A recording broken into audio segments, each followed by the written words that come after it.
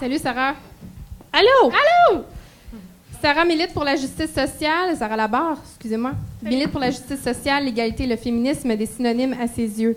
Ayant suivi une formation en arts visuels, elle poursuit ses démarches en recherche sociologique et écrit présentement un livre sur l'itinérance qui sera publié prochainement chez VLB. En attendant, on peut la lire sur le blog d'Urbania. C'est à toi. Bien, bonjour à tout le monde. Ça fait vraiment plaisir d'être là et de toutes vous voir. Alors moi, mon quotidien en tant que féministe, c'est d'être une hostie d'enragée. Littéralement.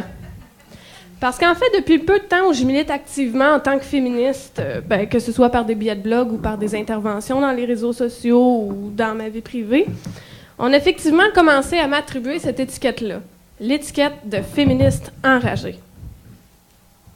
J'imagine que ça doit être le cas de pas mal toutes les femmes féministes qui interviennent publiquement ou non. Un jour ou l'autre, on va toutes se faire traiter d'enragées. Ça, c'est sûr et certain. Au début, ça me heurtait réellement quand on m'a posé cette étiquette. Parce que ça suppose, en fait, ça élimine instantanément toute possibilité de discussion rationnelle. Ça sert à rien de l'écouter, elle, c'est une hostie d'enragée. Non. Combien de fois est-ce qu'on l'a senti, ce discours-là? Puis en évoluant dans mes propos, mon féminisme a évolué, puis je me suis dit, what the fuck? Je suis une enragée, puis je l'assume. L'étiquette de féministe enragée, en fait, elle me rend pas tout à fait justice. Je suis pas enragée, je suis en crise.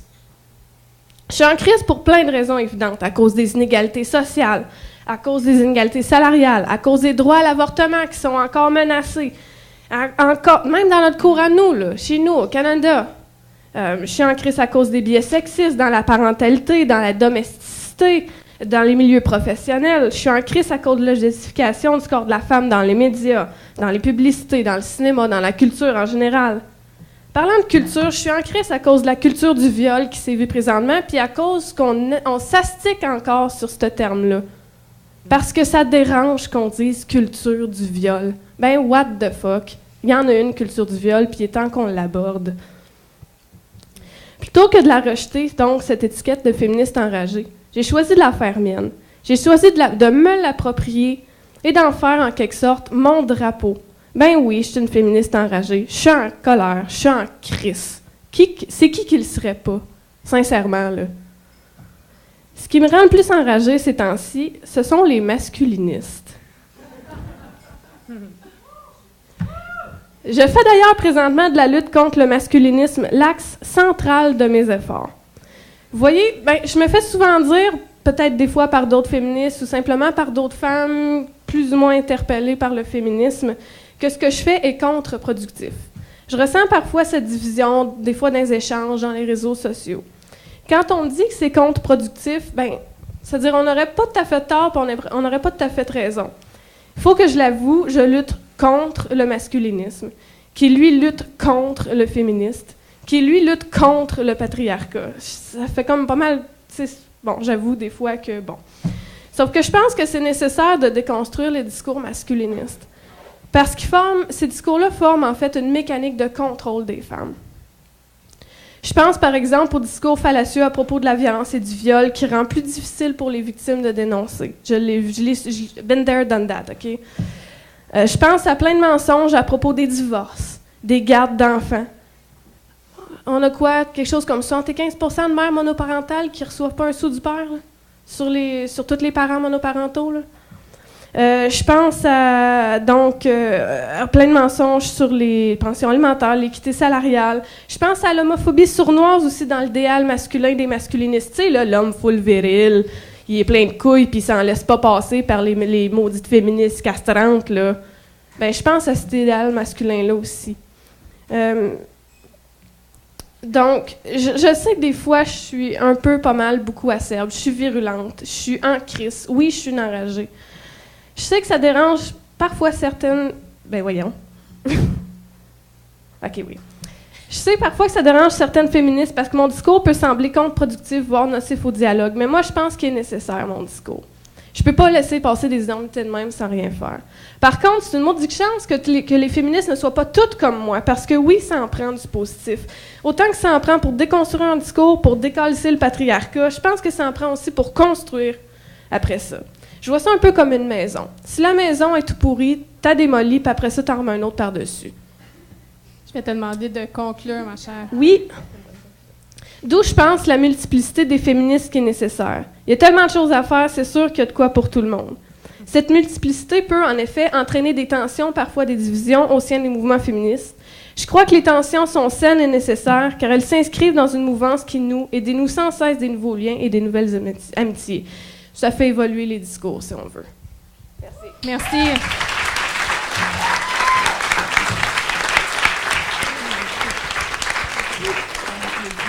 Notre dernière invitée, non la moindre, Alexa Conradi, présidente de la Fédération des femmes du Québec depuis 2009, détentrice d'une maîtrise en communication sur la réconciliation entre peuples autochtones et non autochtones.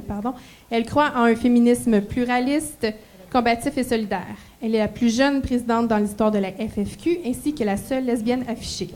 En proposant la tenue d'états généraux sur l'action et l'analyse féministe, elle a appelé le mouvement à renouveler son discours et à asseoir sa vision d'un projet féministe de société. Merci. C'est difficile d'arriver à la fin après toute cette mouvance-là.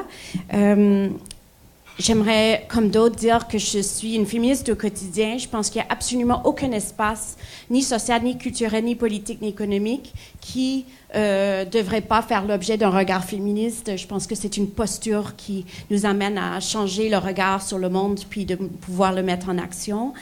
Je vois un peu mon rôle comme étant une personne qui peut... comment je veux incarner d'une certaine façon le féminisme, c'est notamment dans l'espace public confronter les vérités de la police ou les lieux communs, les confronter, y compris parfois de le faire dans le controverse. Je le vois aussi un rôle pour créer de l'espace pour des nouvelles moutures féministes au sein des espaces organisés dans le mouvement des femmes et de jouer tout le poids que je peux pour créer un espace d'ouverture et de rencontre entre féministes qui ont parfois de grandes expériences, soit dans le temps, ou de grandes expériences dans d'autres pays, et les plus jeunes féministes qui sont en train de créer leur espace féministe. Et je trouve c'est extrêmement important d'être conscient qu'il y a des rapports de pouvoir qui se jouent dans ces rencontres-là. Et donc, je les travaille en pleine connaissance de cause.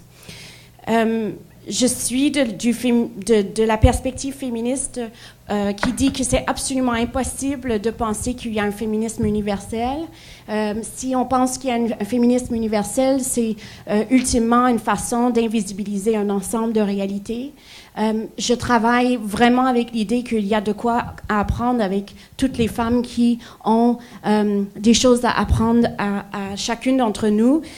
Puis j'aimerais partager quelques-unes des exemples. On a déjà entendu tout à l'heure Widia parler de la question des femmes autochtones et le fait que le colonialisme a été pour elles, pour plusieurs, mettons, la cause centrale de leur oppression en tant que femmes et qu'elles avaient des rapports égalitaires dans des communautés autochtones et que c'est plutôt un rapport au colonialisme. Bon, il y a des choses à débattre là-dedans, mais aujourd'hui, le colonialisme existe encore et on a besoin d'intégrer et comprendre qu'est-ce qu'elles ont à dire sur le féminisme pour qu'on adapte un peu nos pratiques.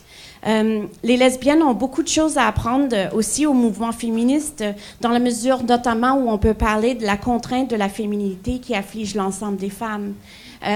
Donc, et cette contrainte à la féminité, c'est une qui peut permettre une certaine réappropriation de ce qui est magnifique dans la féminité, mais ça peut être aussi une contrainte vraiment difficile à subir, qu'on soit hétérosexuel ou lesbienne. Les femmes qui sont racisées de par le monde, les femmes, par exemple, asiatiques, qui subissent un contrôle de leur corps et de leur sexualité, et notamment avec des chirurgies esthétiques pour avoir plus l'air d'une blanche, ça parle de la rencontre entre le racisme et le sexisme qui façonnent comment on comprend le monde. Donc, elles ont des choses à nous apprendre sur la rencontre entre ces deux phénomènes.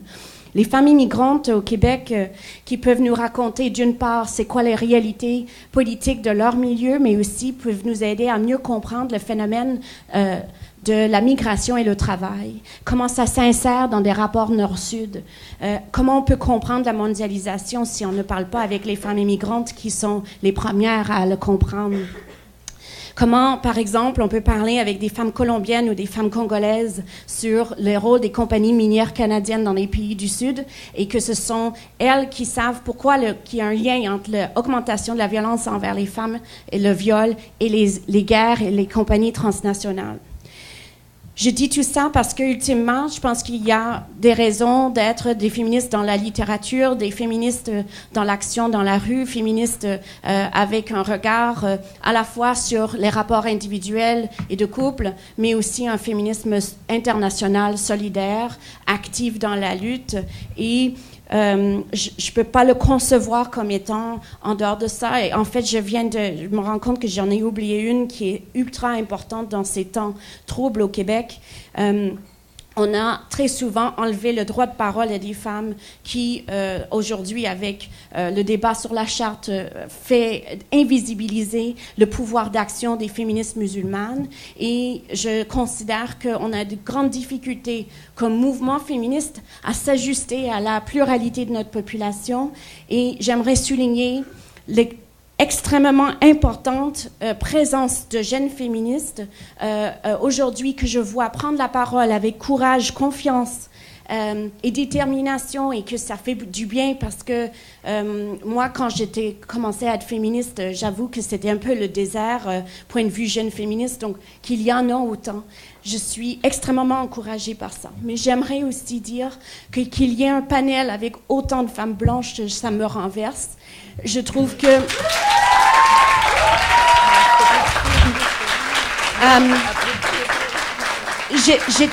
J'étais moi-même, est-ce que j'allais céder ma place pour le donner à une autre ou est-ce que j'allais le soulever ou quoi? Mais je trouve que si on veut être intersectionnel, il faut qu'on le soit dans nos pratiques. Il faut qu'on le soit... il faut qu'on le soit aussi, et ça enlève rien à qui que ce soit autour de la table, mais il y a des femmes ici dans la salle que je peux regarder, saluer, qui auraient des choses qui seraient à être entendues, et je pense qu'on ne sortirait pas, ultimement, des difficultés que nous avons sans qu'on trouve le chemin d'un travail en commun. Donc, merci. Merci.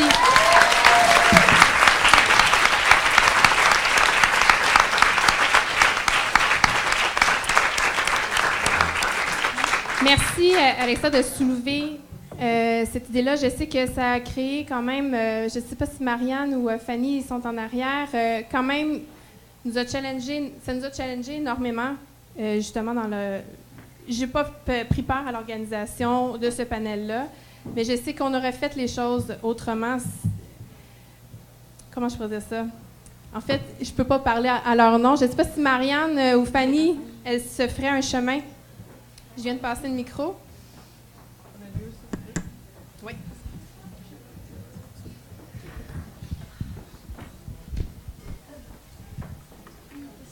Je dois parler de quoi? J'aimerais ça que peut-être juste répondre. Oh, je suis désolée. Je m'excuse, je suis maladroite. Étant donné qu'on parle de diversité, je pense que ça serait important peut-être de se lancer là-dessus. Oui, donc, pour parler de la diversité des invités, c'est sûr que je crois que moi et Marianne, on s'est questionné là-dessus quand on a fait la liste des invités. C'était vraiment très personnel, c'était très qui qu'on connaît, qui on invite et tout ça. Évidemment, on a un privilège d'être blanche, on a un privilège d'être hétérosexuelle. Alors, c'est sûr qu'on a pensé tout de suite à des gens qu'on connaît, des gens qui nous ressemblent. Donc, au début, c'est sûr que c'était plus homogène. Après avoir eu un commentaire de Karine, qui est dans Je suis féministe, je crois qu'elle est dans la salle. Merci, Karine. Merci, Karine, de nous avoir averti qu'effectivement, c'était très homogène, que c'est sûr que les discussions allaient être plutôt, peut-être moins de débats, peut-être plus consensuel, si on peut dire comme ça. Alors, on s'est tout de suite retourné sur un dixaine, comme on dit. On a essayé d'inviter des féministes qui étaient homosexuelles, des féministes, dont Wydia Larivière aussi, qui était autochtone, tout ça. On reconnaît effectivement que notre panel est très homogène. Bref, ce que je pense qu'on veut dire, c'est qu'on reconnaît ici la faute. Oui. Puis je pense que c'est quelque chose que, étant donné qu'on le fait devant le public, devant vous toutes et vous tous, c'est quelque chose qui peut faire son chemin aussi en chacun de nous, étant donné si vous n'aviez pas pris conscience de ce privilège-là. Donc, c'est ça, peut-être on pourrait se lancer sur cette deuxième question, parce que je vous invite toutes à répondre, et ensuite, vous, dans la salle, vous pourrez vous jeter dans le tas. Parlons justement de cette division ou cette diversité. Il y a eu question, de l'affiliation, il y a eu la question aussi de l'intersectionnalité. Il y a quelques questions aussi qui ont été laissées en suspens. Est-ce qu'une d'entre vous voudrait peut-être reprendre le micro pour avancer sur peut-être certaines idées qu'elles n'ont pas eu le temps d'aborder pendant leurs 5 minutes? La décolonisation aussi. Décolonisation, tout à fait. Je vous invite, je vais me promener avec les micros. À moins, si la salle... oui, allez-y. Je me souviens pas de votre nom, mais je vous regarde. Vous êtes métisse et... c'est quoi votre nom encore? Anna Aude. Anna Aude, OK, désolée. C'est ça. Je veux dire, je pense qu'il y en a d'entre nous qui sont concernés par la charte. Et je trouve que dans la discussion de la charte, on n'a pas beaucoup entendu parler des communautés autochtones. Et pourtant, ce qu'on fait avec la charte, il y en a qui pourraient interpréter ça comme étant de l'imposition culturelle. Et je me demande, vous, en tant que métisse, comment est-ce que vous absorbez le débat autour de la charte et comment est-ce que vous le vivez? Bien, moi, je peux répondre personnellement. Là. C'est sûr oui, que moi, j'ai une opinion par rapport à cette charte-là.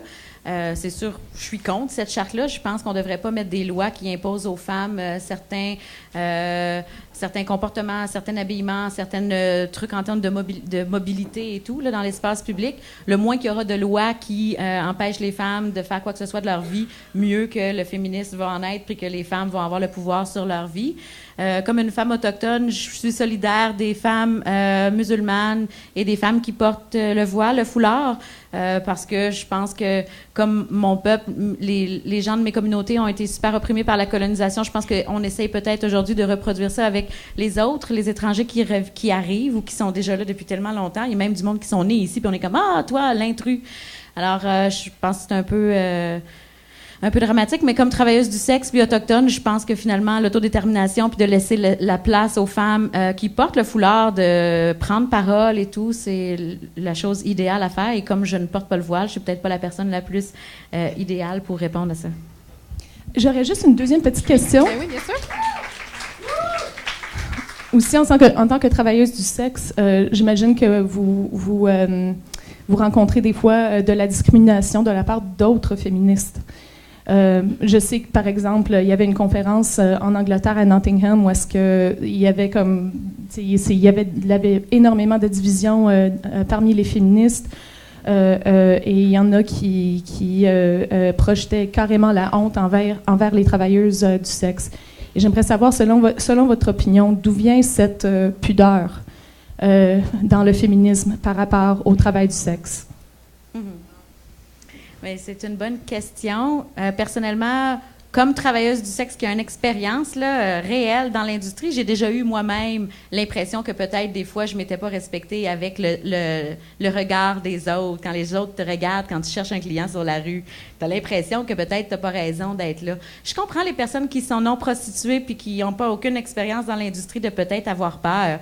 Mais comme rester sur la peur puis pas avoir le goût de connaître la culture des travailleuses du sexe, c'est comme rester dans l'ignorance, puis je déteste l'ignorance. Fait que je pense qu'idéalement, on peut comme aller rencontrer les gens qui sont dans l'industrie puis connaître leur culture. On a une sous-culture vraiment intéressante. Puis comme que l'histoire, le Her Story des femmes a été un peu occultée, l'histoire les travailleuses du sexe, c'est un peu la même chose. Merci.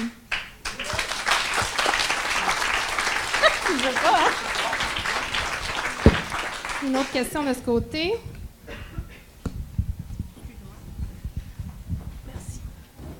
En fait, c'est plus des commentaires, remerciements.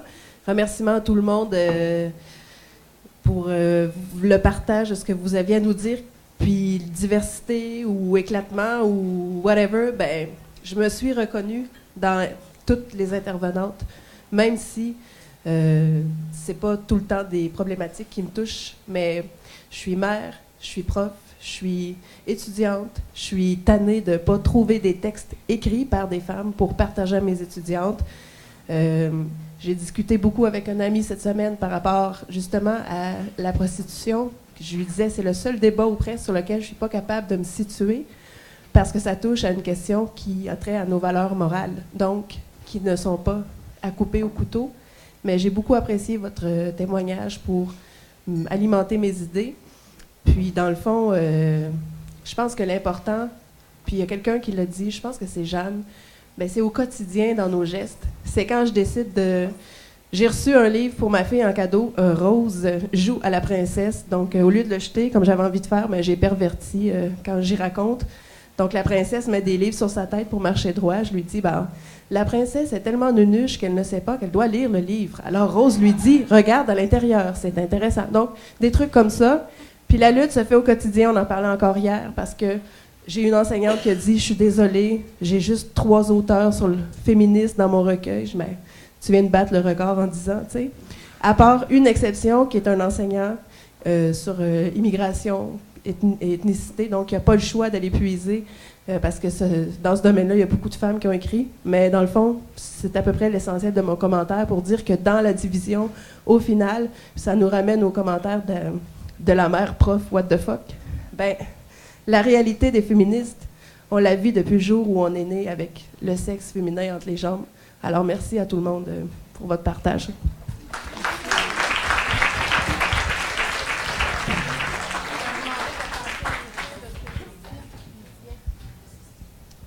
Oui, moi, il y a quelque chose. Premièrement, je veux dire merci les personnes qui ont parlé, mais il y a une question que je me pose depuis plusieurs années dans le féminisme et une question que je vis au quotidien.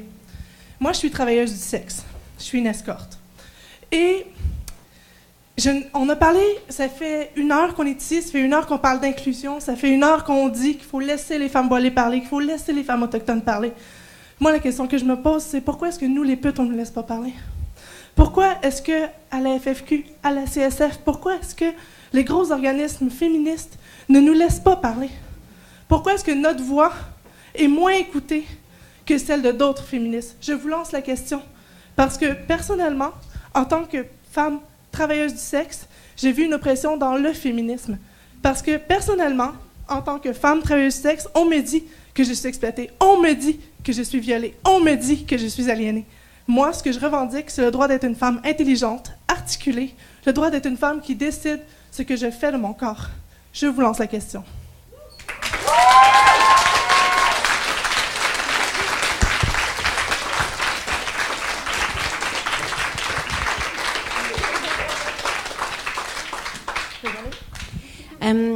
En fait, Stella est membre de la FFQ.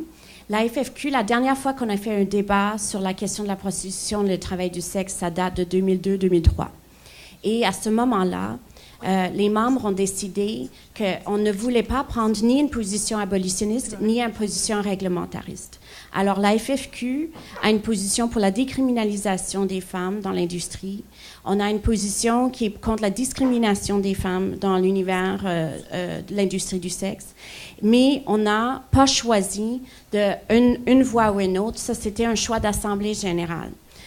Et donc, lorsque nous, on est interpellés sur la question, on envoie plutôt vers les travailleuses du sexe et les femmes, comme dans l'univers de la clé, par exemple, pour que ce soit les femmes elles-mêmes qui se représentent dans l'enjeu. Donc, c'est pas qu'on ne donne pas la parole, puis on n'est pas en train de parler des femmes dans l'industrie du sexe comme étant victimes de violences en soi. On n'a pas choisi d'utiliser ce langage-là. On n'a pas non plus choisi de ne pas le faire. Puis quand je dis « on », c'est les membres qui ont fait ça.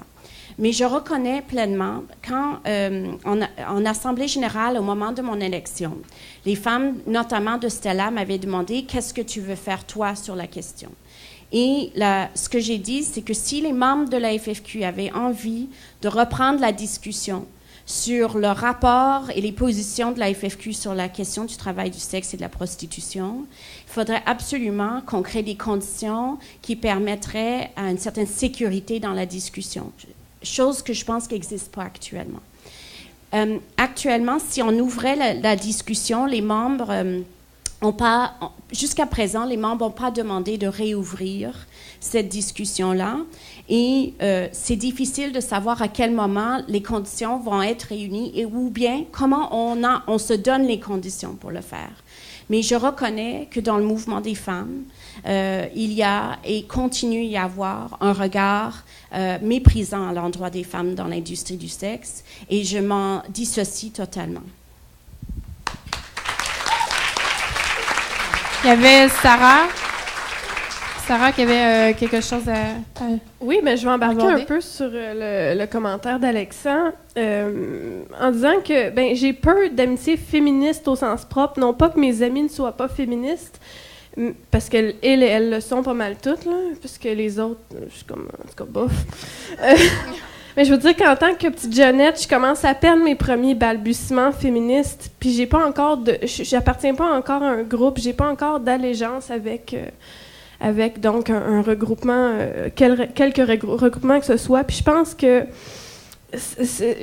ça vient avec un certain, peut-être une plus grande liberté de discours, parce que je veux dire, appartenir à un groupe ou à un organisme, je pense que ça vient avec ses avantages comme avec ses inconvénients. Ça peut apporter plus de soutien, plus de force, plus de munitions, mais qu'en même temps, ça vient avec un certain devoir de réserve que j'ai pas en tant qu'agent libre, si je peux me permettre de dire ça comme ça.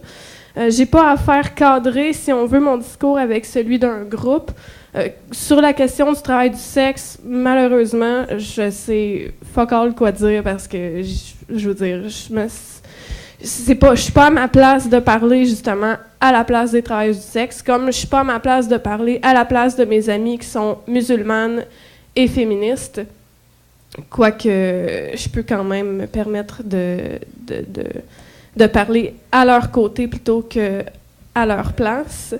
Puis si je peux revenir un petit peu sur ce que je disais tout à l'heure à propos d'être une enragée, fait qu'au fond, vu que j'appartiens pas, j'ai une certaine liberté de discours, je peux me permettre d'être autant enragée que je veux.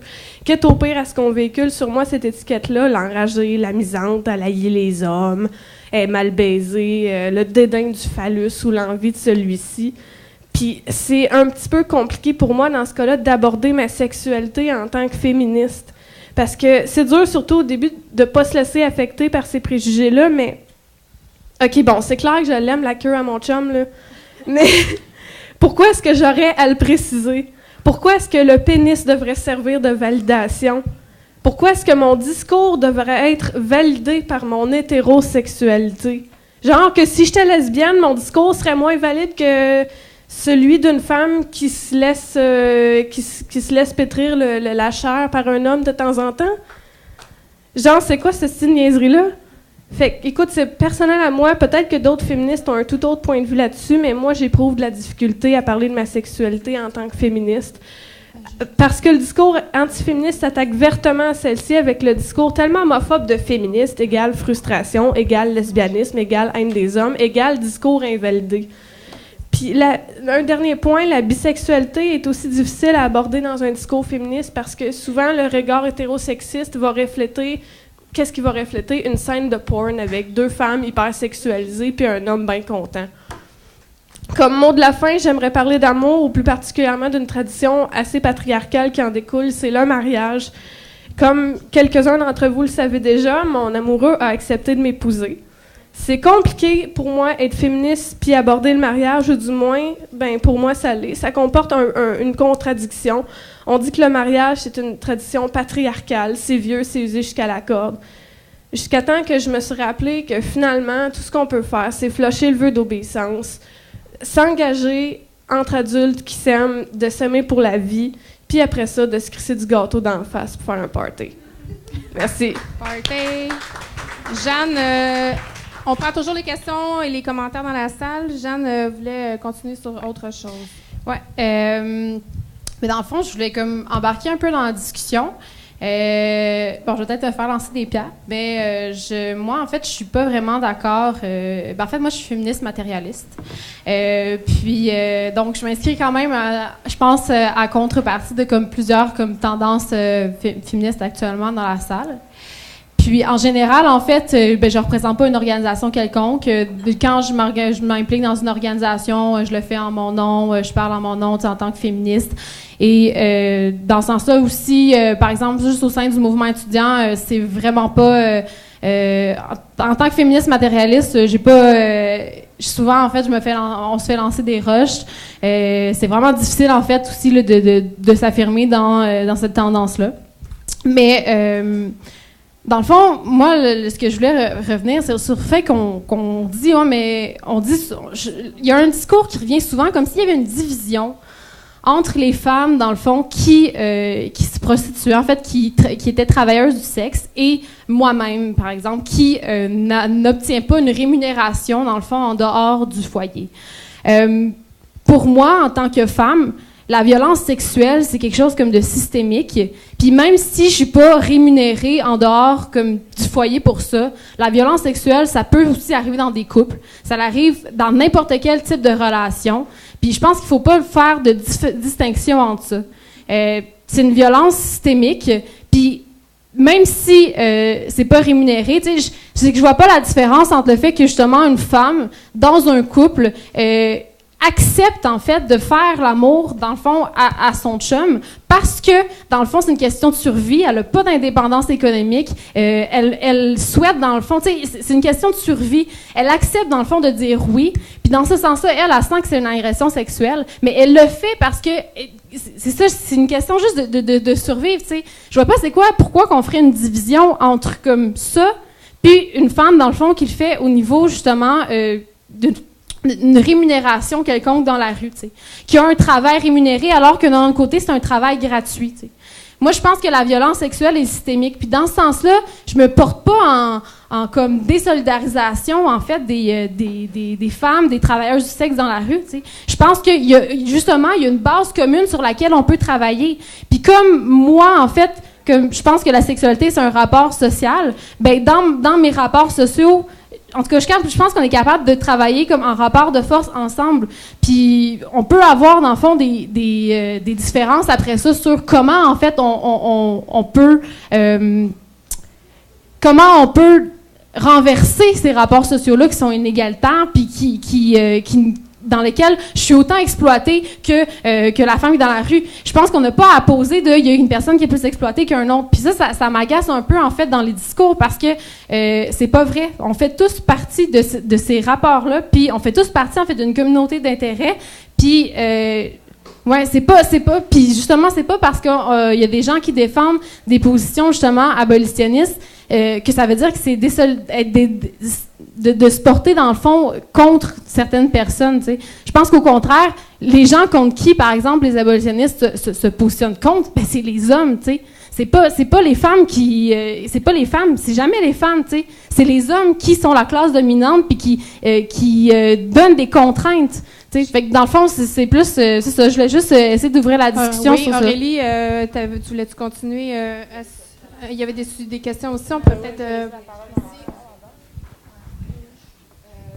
Très brièvement. Peut-être juste, ta position m'intéresse beaucoup. Ça marche pas ce micro? Un petit peu. Je peux parler plus fort. Ça marche.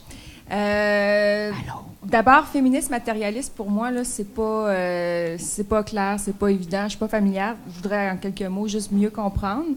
Puis, est-ce que ta position, c'est, dans le fond, entre femmes, de ne pas se laisser diviser Puis de vraiment, peu importe nos opinions, on est toutes féministes, puis on a un objectif qui est commun, la fin de l'aliénation, puis on se laisse un peu distraire par toutes sortes d'enjeux, parce que moi, c'est ce que je perçois dans le milieu actuellement. On s'obstine sur des peccadilles, puis on perd de vue l'objectif. Fait que je veux juste préciser, mieux comprendre ta position. Faut que je te redonne le micro, hein? Ah, OK. Je pense qu'on peut je suis mal à l'aise, dans le fond, en question-réponse. Là, je pense qu'on peut comme parler, dans le fond... Féministe matérialiste. Ben, féministe matérialiste, dans le fond, c'est juste féministe radical. Là, dans le fond, c'est considéré comme... C'est plus une analyse, dans le fond, sur les rapports de production, patriarcat, rapports de production. Donc, de voir toute l'activité productive que les femmes font, comme, dans le fond, la place où, comme, l'inégalité là, se crée. Là, c'est plus ça. OK, parfait. C'est le une terme référence qui n'était pas théorique. familier pour moi. C'est bon. Ici, de ce côté... Oui, vraiment, là, ça va prendre 2 secondes pour répondre à ce que tu viens de dire, Jeanne. Perso, une position abolitionniste, à mes yeux, c'est une totale désolidarisation vis-à-vis les travailleuses du sexe et travailleurs du sexe. Puis, puisque c'est une Pire mot. Merci. Vis-à-vis les travailleuses et travailleurs du sexe, incluant également des gens qui se définissent comme trans. Pour moi, à mes yeux, c'est transphobe. That's it. C'est juste ça. Ben moi, j'aimerais juste ça prendre la parole, justement, pour faire suite à ce que tu disais, Jeanne. D'ailleurs, j'ai été troublée de ton discours la fois où est-ce que j'étais militant dans les rues. On avait fermé Stella pour être au-delà à côté des étudiants dans la lutte, dont plusieurs des travailleuses du sexe sont aussi les étudiantes. Tu avais eu un discours sur la marchandisation du corps des femmes. Ça m'avait cloué le bec, mais là, aujourd'hui, ça me cloue encore un peu le bec parce que moi, comme une fille qui vient de la rue, mes consoeurs qui ont travaillé la rue puis qui le travaillent encore, on n'est pas les personnes qui sont exploitées. En fait, tout le monde est un peu exploité dans le capitalisme, là. On se le cachera pas. Par contre, on continue tous à travailler. Puis quand j'étais dans la rue, j'avais des besoins. Mes consoeurs, collègues, travailleuses du sexe qui sont dans la rue encore ont des besoins. Puis je pense que c'est vraiment difficile aujourd'hui pour moi d'entendre ça, de dire en tout cas pour moi comme une féministe, je veux pas choisir, je veux pas avoir à décider de qui toi ou toi dans la salle est peut-être opprimé ou exploité. C'est pas ma place pour moi de le faire. Puis je pense que comme féministe, c'est important de réaliser ça. Aussi comme j'aime certaines des analyses des féministes matérialistes, mais par contre je me sens jamais incluse là-dedans. Donc, pour moi, j'ai l'impression que c'est important d'évoluer aussi. La société évolue, les féminismes ont besoin d'évoluer. Puis, mais quand même, je suis étrangement satisfaite de m'asseoir à côté de toi quand même.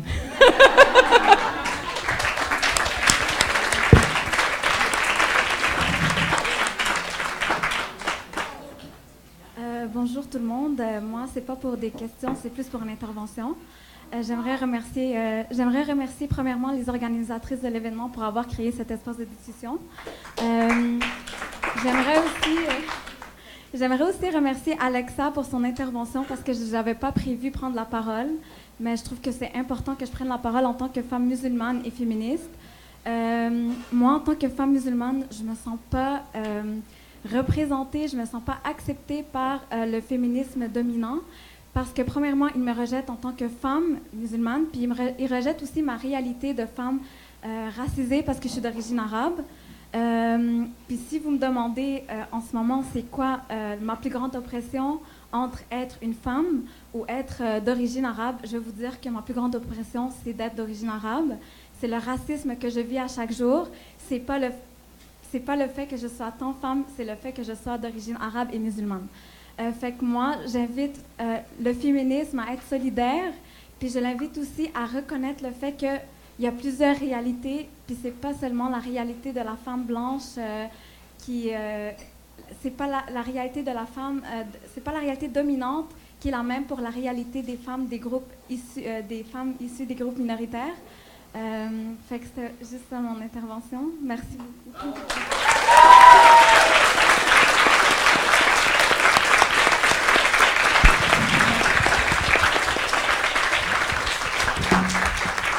Il nous reste un bon 15 minutes.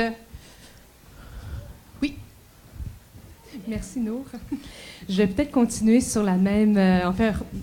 rebalancer sur ce que Nour vient de dire. Je pense qu'aujourd'hui, on a été témoin d'un événement où justement les femmes qui étaient dans le panel étaient davantage des femmes de la culture majoritaire.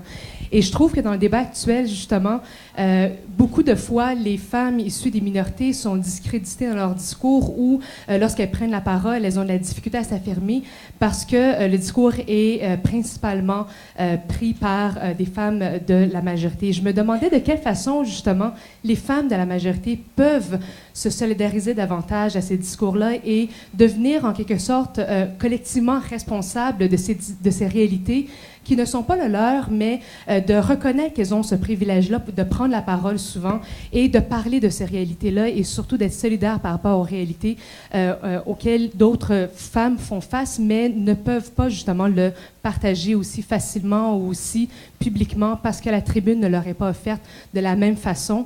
Et peut-être que j'aimerais vous entendre là-dessus, puisque, en quelque sorte, ça donne bien au débat aujourd'hui, puisqu'on en avait déjà parlé. Mais je trouve ça chouette quand même que, depuis tout à l'heure, on entend des femmes parler d'immigration, parler des réalités qui sont distinctes. Et je pense que c'est déjà un premier pas. Et par la suite, je pense que Nour a bien résumé le sujet. Merci.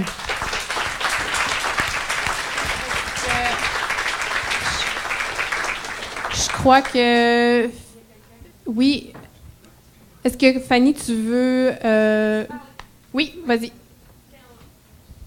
En continuité avec... Oui, ouais, c'est en continuité. On est comme une petite vague ici. Oui, Puis, j'ai un commentaire, oui, par rapport au commentaire d'Alexa, par rapport aux femmes minoritaires. Et j'espère que ça ne va pas être trop paternaliste, mais j'ai une grande sympathie pour les organisatrices, ayant été moi-même jeune féministe.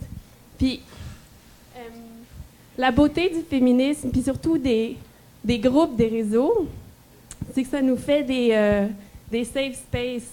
C'est des endroits avec des gens qui sont un peu comme nous, qui pensent un peu comme nous, au moins à certains trucs. Donc, c'est très facile de se complaire un peu là-dedans. Puis de dire, ah, tu sais, mes amis féministes ou mes réseaux, au moins là, j'ai pas besoin de me défendre. Mais je pense que c'est très important aussi de garder ça comme des espaces où on se rentre dedans un peu. Puis on n'hésite pas à se remettre en question, puis à créer des petits moments de malaise pour mieux apprendre, puis pour mieux se dire, OK, ben c'est vrai qu'on n'a pas de femmes beaucoup racialisées, on n'a pas de femmes handicapées, on n'a pas de femmes qui luttent contre le fat shaming, la grossophobie. Puis c'est la beauté de l'intersectionnalité, mais c'est aussi très, très dur au début d'intégrer tout ça quand on commence dans le féminisme. Fait que lâchez pas, on fait toutes des erreurs, puis je pense qu'on peut toutes apprendre de ça, puis essayer de continuer à se rentrer dedans avec amour et dans nos safe spaces. Merci. Est-ce qu'il y a une invitée qui veut continuer là-dessus? Bien, bonjour. Peut-être sur la question qui a été lancée, comment pouvoir être solidaire avec dans le fond, dans la tendance majoritaire versus différentes populations de femmes en lutte.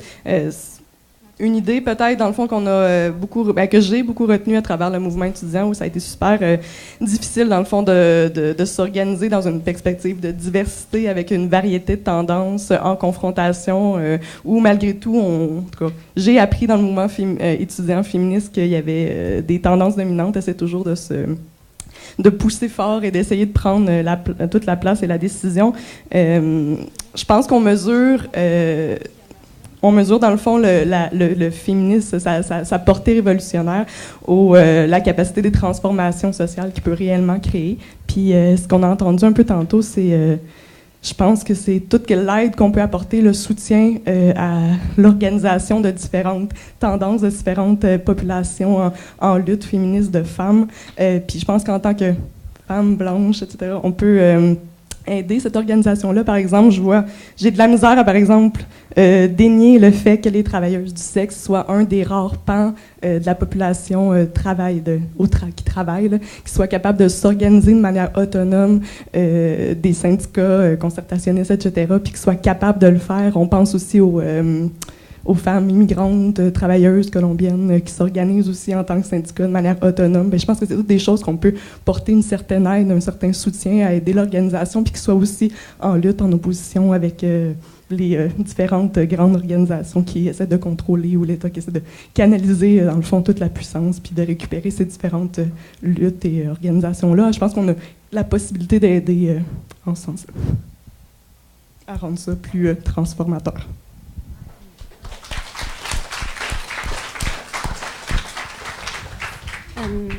Alors, avec mon commentaire, j'ai surtout pas voulu décourager les filles qui ont organisé aujourd'hui.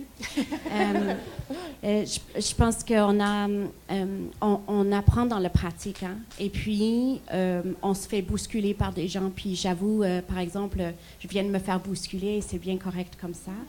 Je dirais dans les consciences à avoir dans l'organisation d'éléments, je pense que c'est de se dire qui nous sommes, puis comment on s'assure qu'on on donne de la place, on crée de la place pour des voix qui ne sont pas entendues.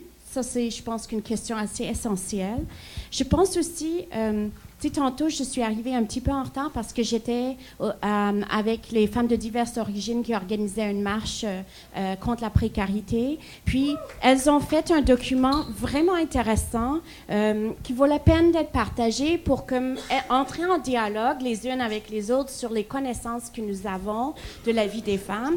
Et elles ont un peu donné le regard sur la précarité à travers un ensemble de réalités. Et ça aide à comme complexifier un peu le regard.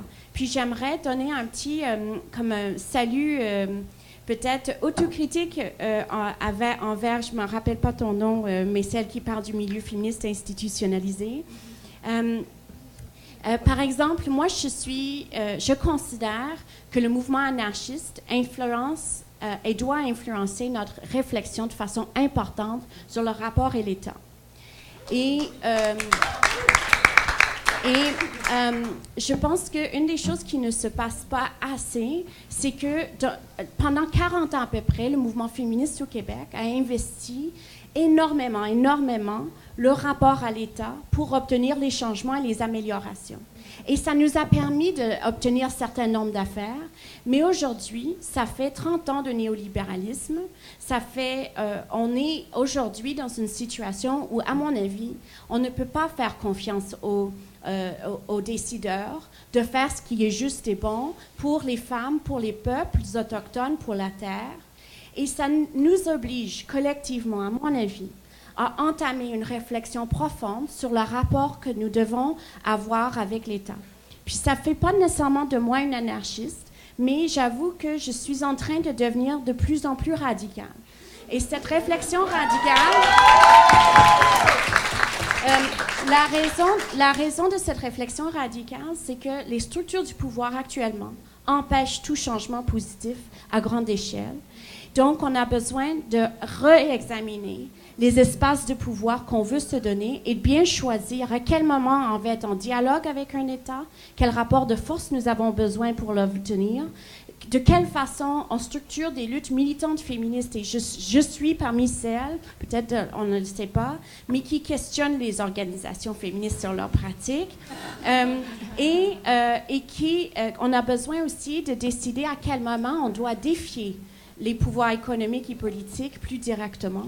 Donc, je pense qu'à la place d'avoir une sorte de regard général sur qu'est-ce qu'on perçoit comme étant institutionnalisé ou pas, on a intérêt à trouver un chemin d'échange sur les pratiques féministes contemporaines qui sont parfois en ligne, parfois dans la rue, parfois à travers l'art, parfois à travers un blocage de train.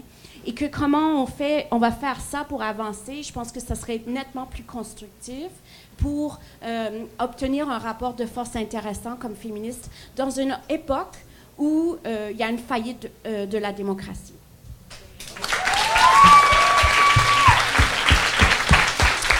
Véronique. Merci. j'ai un tout petit post-scriptum, en fait, peut-être à faire qui va venir un peu rejoindre aussi les interventions qui ont été faites, mais c'est un peu marginal à la limite. Je pense que souvent, on sous-estime notre pouvoir pédagogique. On se demandait donc la place de notre féminisme, en fait, au quotidien. Et ça peut venir faire en sorte peut-être que d'autres formes de féminisme aussi peuvent éventuellement être découvertes ou mis à l'avant-plan. Pour ceux et celles qui sont sur les réseaux sociaux, partager les articles, commenter, il y a quelque chose, il y a un pouvoir là-dedans. Je le fais, ça fait un bon moment, parce que je suis prof puis je fais chez tout le monde avec mes affaires, mais il y a beaucoup de gens qui finissent par m'écrire, qui finissent par repartager, qui finissent par commenter, qui s'intéressent parce qu'à force de voir les affaires, ils vont se dire, je vais les lire. Et ça, c'est un pouvoir qu'on a vraiment tout un chacun. Partager un article, c'est super innocent. À la limite, on met « haut » si on n'ose pas mettre un commentaire éditorial plus fort, mais il y a un pouvoir là-dedans. Éventuellement, quand on sent qu'on a un peu plus de fortitude ovarienne, on peut commenter, on peut s'engager dans les débats. À la limite, même si on n'a pas toujours les sources, parce qu'on se fait toujours chier avec les statistiques, on y va avec la rhétorique. C'est super bon de déconstruire la rhétorique des gens. Ça demande vraiment beaucoup de force pour faire ce que Aurélie ou Sarah font, par exemple. Donc, écrire des articles vraiment pleins de raw. Moi, j'ai la chienne. J'ai pas encore été capable. C'était mon premier. Aujourd'hui, j'en ai fait un qui s'appelait Féministe. C'est la première fois où j'osais le faire parce que j'ai la chienne des commentaires. Et je veux éventuellement ne plus avoir cette peur-là. Mais pour plus avoir peur, donc, il faut que notre communauté, parce qu'on va appeler ça comme ça, se tienne tight. Même s'il y a des dissensions, même s'il y a des divergences, c'est super sain, la divergence. À chaque fois que quelqu'un me dit le féminisme, c'est de la merde parce qu'il y a des contradictions, je dis non, mais ta gueule, parce que c'est hyper sain, en fait, les contradictions. C'est signe que le mouvement, il est vivant, qu'il est pluriel et qu'on doit le penser. Et si tout le monde, on montre qu'on le pense ensemble, notamment par des activités pédagogiques, je pense qu'on va donner de la force et de la crédibilité, finalement. C'est juste ça que je voulais dire. Voilà. Merci. On aurait le temps pour une dernière intervention dans la salle. Est-ce qu'il y a quelqu'un qui aurait un commentaire, une dernière question?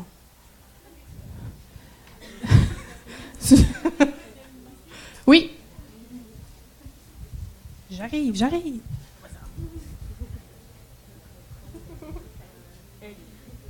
Merci.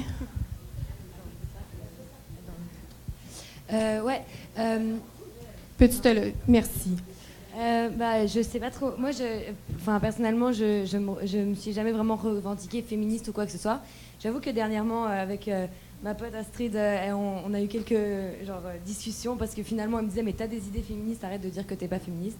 Et puis j'avoue que quand je passe dans le métro et que je vois une affiche engagez-vous, là enfin on m'écoute, pour les femmes de l'armée. Et je me dis peut-être que du coup non c'est ça, je me disais il me semble quand même que tout le monde ici a l'air d'avoir vraiment comme principalement envie de s'exprimer quoi, et c'est sûr qu'il y a des discussions et des gens qui sont répondus les uns les autres, il y a aussi des gens qui ne sont pas du tout répondus et tout le monde comme avait besoin de dire les choses et tout et il me semble que c'est un des trucs les plus importants et comme parler j'essaie de faire des liens mais trop rapidement donc, cette espèce de besoin d'exprimer les choses comme les gens les vivent chacun, puisque chacun les vit de façon différente, mais en même temps, chacun est rejoint par certaines choses qui les rejoint. Ouais. Et il y a clairement le moment où il y en a plusieurs qui disent qu'ils sont devenus féministes pendant le printemps étudiant, parce que c'était un moment où les gens descendaient enfin dans les rues, se rejoignaient et tout. Et c'est pas trop... Il n'y en a pas eu tant que ça des moments au Québec où les gens se sont vraiment autant rejoints et ça a comme permis de bouger plein de choses. Et c'est sûr qu'il y a eu plein de choses qui ont été vraiment, ça a dérangé en fait. Ça a enfin un peu dérangé les trucs qui étaient bien établis. Et comme au Québec, c'est quand même un petit endroit où, je vais pas dire que c'est le paradis, il y a plein de choses qui vont pas, mais comme c'est quand même un des endroits où je pense que l'indice de bonheur est quand même dans les mieux quoi. On est quand même privilégié d'être au Québec, c'est quand même un endroit où les choses vont bien. Et du coup, mais il y a quand même des choses à aller mieux, et comme quelqu'un disait, oui mais il y a pire, mais c'est ça, il y a mieux. Et par l'éducation, justement là, tout le monde s'est relevé parce que c'était l'éducation qui rejoignait tout le monde. Puis je pense qu'il y a d'autres, mais sauf qu'il y avait plein d'autres choses qui rejoignaient tout le monde, parce que il y avait vraiment tout le monde quoi dans les rues. Et je pense qu'il y a encore moyen de remettre tout le monde dans les rues et de On va terminer sur cette invitation à aller prendre la rue, à aller prendre une bière aussi peut-être parce qu'il fait très chaud dans la place. Alors, je vous remercie énormément pour votre attention, votre écoute. Je vous remercie... On n'a pas le temps, je suis désolée. Je vous remercie aussi chacune de nos invités pour d'avoir été là, pour votre présence, votre intelligence. Puis, je voudrais souhaiter bonne fête à Fanny. Alors, je passe le micro, on va te faire la bascule après. Donc, effectivement, aujourd'hui, c'est ma fête et ma maman est dans la salle. Je ne sais pas, elle est où, maman? Je ne sais pas si elle est partie, en tout cas. Je la vois pas. Maman. Est-ce qu'elle est là? En tout cas, je voudrais souhaiter une bonne fête internationale des femmes et non de la femme, mais des femmes. J'ai comme un petit... j'allais dire crush, je sais pas comment dire en français, mais pour les mères monoparentales. Ma mère a été mère monoparentale, elle m'a élevée et je crois que je suis devenue quelqu'un de bien. Puis je la remercie totalement parce que c'est elle qui a fait ce que je suis devenue. Quelqu'un qui se bat pour l'égalité. Aussi, j'aimerais remercier Madame Pessonneau, une de mes profs de secondaire qui a fait germer la graine féministe en moi. J'aimerais aussi saluer une Roxane qui n'est plus ici, mais qui a un fils et qui était monoparentale. En tout cas, tout ça pour dire que j'ai vraiment quelque chose pour les mères. Véro, elle n'est pas monoparentale, mais élève des fois toute seule avec son blog. Et puis, j'ai l'impression que c'est important, des femmes qui élèvent seules. Mais en fait, je voudrais remercier tout le monde qui est ici, vraiment. Je suis vraiment touchée, je suis vraiment honorée. J'aimerais aussi remercier Marianne Casselot, qui est en arrière, sur son Mac, qui est en train de tweeter pour nous toutes. Alors, oui, vous irez lire ça sous le mot-clic 8 mars JSF. Donc, oui. Vous aurez le fil des tweets d'aujourd'hui. Oui, mais tout ça pour dire, pour finir, je suis vraiment honorée d'être parmi vous, parmi elles, qui sont autour de la table, que j'ai envie de pleurer tellement je suis émotionnée, émue. Petite fille de 21 ans aujourd'hui. Je suis vraiment contente d'être ici. Je suis vraiment, en tout cas. Oui, donc merci Fanny pour ton organisation. Puis je vous invite à aller vous acheter une bière pour remercier Notre-Dame-des-Quais pour son accueil. Continuons à jaser, là!